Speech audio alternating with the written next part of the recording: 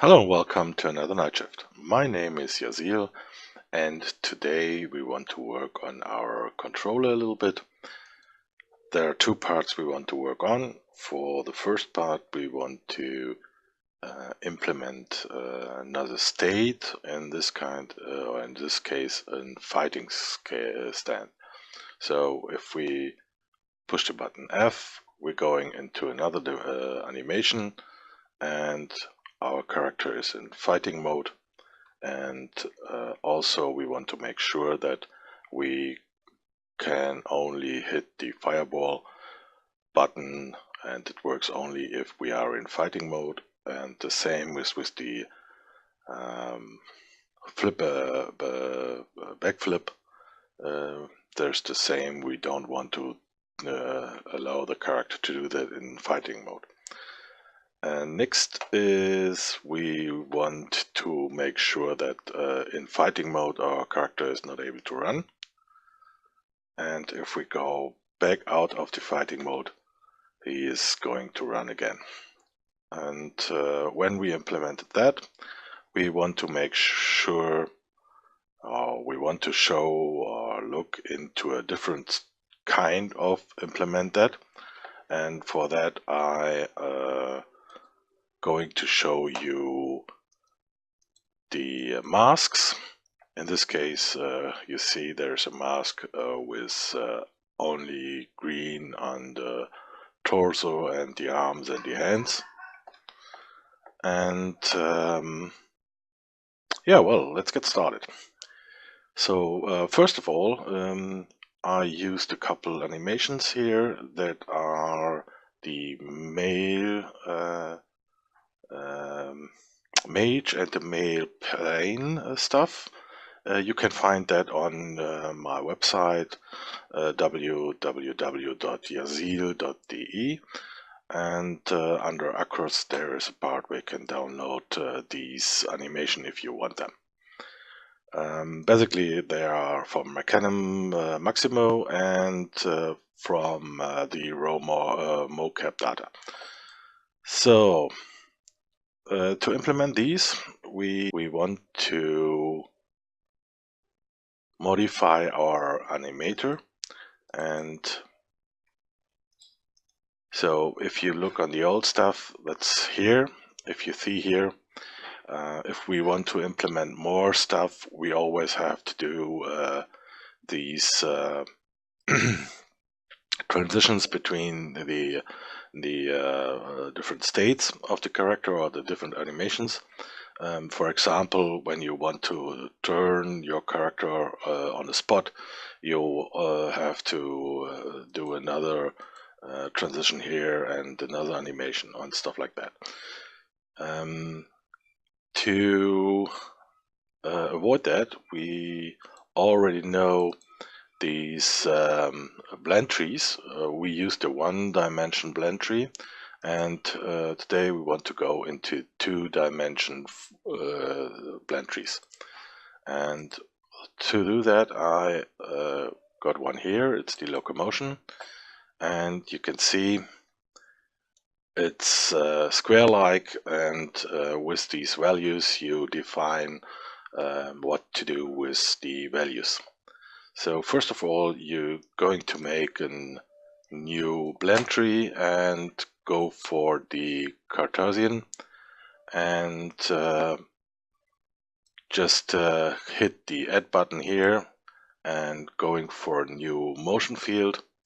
Then drag your motions in there. Let's see, we got an walk backward, walk backward to the left.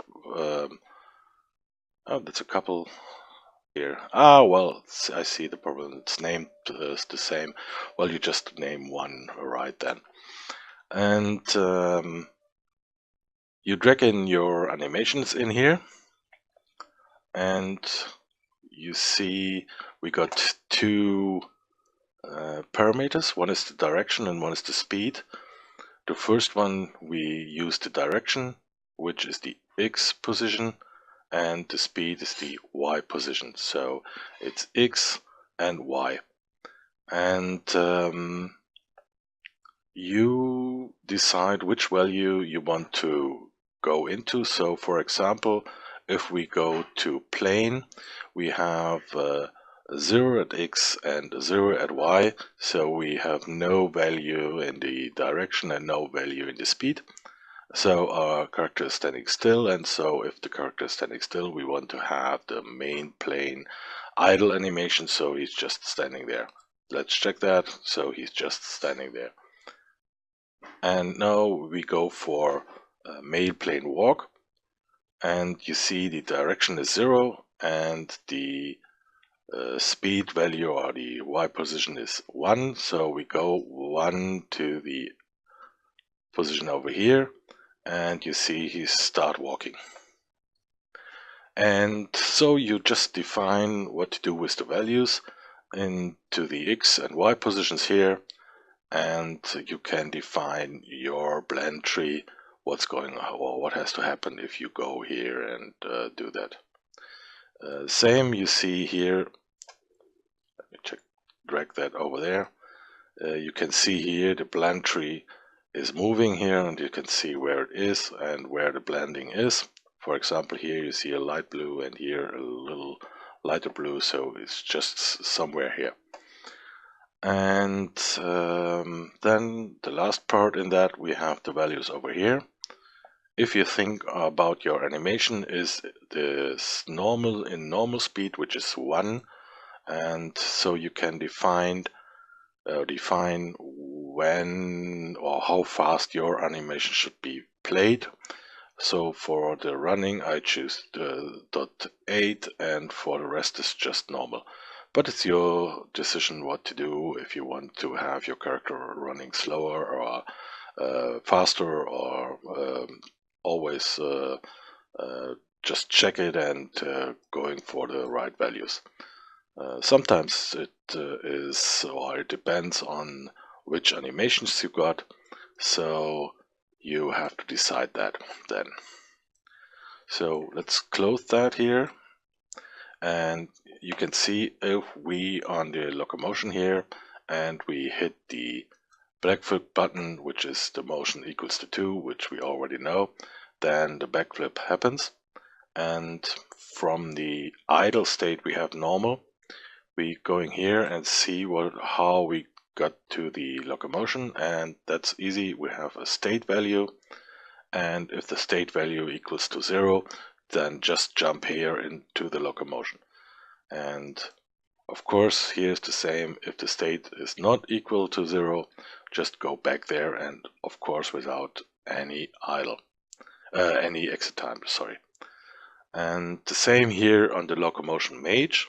So you just copy these, just right click and copy and duplicate. And if you go here, we see the state is equals to 1. And we go back there, the state is not equal to 1.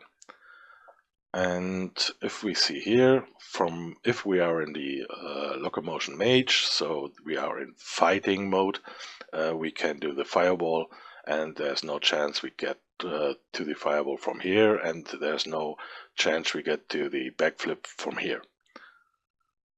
So that's an easy part. If you don't know how to get the parameter state, just go to parameter, click on the add button, go for an integer, and you got the value here. So since we have that, we want to go into our script. Let me go to our player controller. I made a little change. I hashed the values here, since in the animation controller everything is in numbers, and if we want to have access to that, it always has to be recalculated. So we do that in front and just set in the variables here, so we don't have to calculate that on the fly when we use them. So it's just easy. Private int and name is equals to the animator dot string to hash, and then your string which you defined in here. So then we go and change our values we send to the animation controller, and it's just easy. Just set here set integer, and there are your hash value and then the value you want to set the field to. So before it was the set integer with a string here, and now it's the set integer with the hash variable. So just look there, it's exchanged here, and there.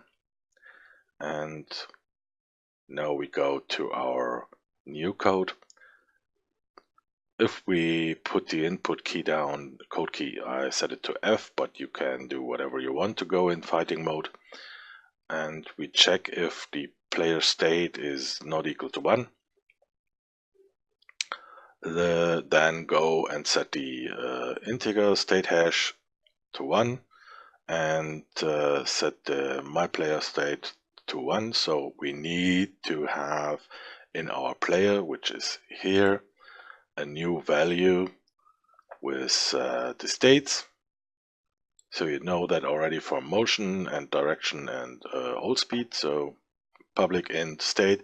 Of course, as always, you could do that in getter setters. I just do it here for the direct manipulation. And after that, we check if the player state is equal to 1. If the key is pressed, then we want to go out of fighting mode, so we set the my animation set into state hash to 0, which is normal case again, and we're going to set in our player the state to 0, and also we set the run speed new, so we know our run speed and calculate that again. It's the same, we calculate that on top here. So then just going to send speed, direction, and speed hash and direction hash. Just replace the string here, and it should be running again. So that's all for bring it up to speed. And next we just need to go in our player, and we have to send the state into the network. So we just copy these and going for state and going for state and going for old state. So we check if the state is not equal to 0 or the state is not equal to old state. So we just want to make sure we only send any information if we are not to 0, because 0 is our default. And then we want to send, not here our motion, we want to set move as dot, it should be in state. If you don't have the state, go to your yconst, and of course going here and set a new value in our const, so public const u short state is equal to 6. So we got 6 now here, position, rotation, speed, direction, motion, and state. Then back to our player, we're going to send the state, and of course we want to send the state. And then we want to set the old state is equal to state. So now we can be sure that if the state is changing, we send notify to every other player that we changed the state and we are now in fighting stand or in whatever you imagined there. So save that, So we have to go to our other player animation controller, and since we didn't do anything here with the hashes, but you can of course do that, my animation dot set integer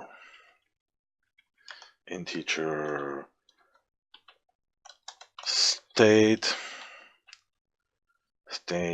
dot my player dot state. So now what's going on here? Of course.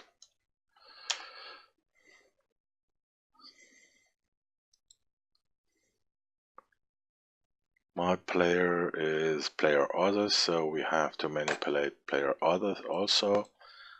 We go and say player others public vars. We have to have a public int state, and in our network we have to receive something.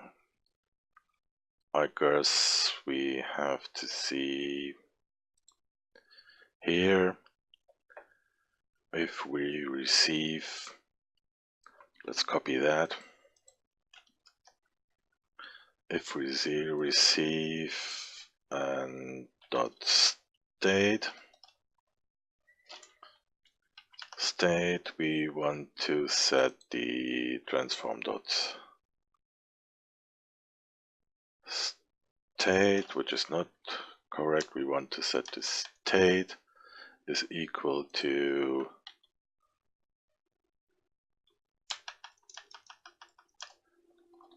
integer. So we want to have the data confirmed to integer and doing the state, or set the state value. So after that we can check that again. If we get a message and the message is move state, move subject state, then set the state to the data and confirm it, or change it to int. So now we go to our animation controller. There we just go into the update and see what value is in our player.state value variable and send it to the animation controller. So that should be work there. The second part, which means we implement the masks, has nothing to do with the code at all. So the code is still working for the second part also. So let's look for a second to our player. If you see, we have a perfect, or at least we have an animation as good as we got it in the normal walk or in the running. But if we change to the fighting, it looks like he's going and override something of that and doing a whole new animation, and it looks a little bit wired. So to avoid that and have the character in the same status or same basic movement, we just want to only update his torso and his arms. For that, you can make a mask. So you just go and right click and going for create and going for an avatar mask. And if you click that, you get these little piece here in the inspector. You see that, and we go to humanoid, and you just click on everything you want to manipulate. So I want to manipulate the hands, the arms, the torso, and that's it. And the rest should be just normal. So we just want to change G's here. So for that we just get rid of everything here in our animation except the locomotion and the backflip, and we go into default direct into the locomotion, so set as default, and we just start there. Then make a new layer, just click here, name it, and you go here into the options and say the weight is 1, so it's full on false override, and check the mask. The mask is the arm body we just made, and the blend tree or the blending is override that and set the IK path. And there in this layer you go and just make an empty, just click here and create empty, and from the empty you going and get your male mage idle, which is basically we are interested in the arms and the torso, and you say if we go and change the state to 1, go into that, and if we go out there, you go back to just none. And same with the firewall, you want to go into the firewall if the motion is equal to 1 and back if it's not equal to 1. And always remember, if you do single animations to a character, just going for has exit time. So, and if we run that now, you see your character is walking just as it was before. Let's go into the base layer and click on our player. You see he's in the animation here and doing everything. If we hit the button H, he's backflipping, and if we go for F, he is going to the fighting stand and lifts his arms, and but the legs here are just standing still like it was before. And if we hit the G button now, he's doing the fireball just to the front of him. So that's basically all I want to show in the moment for the player controller. I hope you enjoyed it. Have fun. If you liked it, hit the like button. If you liked it even more, of course, hit the subscribe button. There's my kitty cat again. Okay, happy night shift, and see you soon.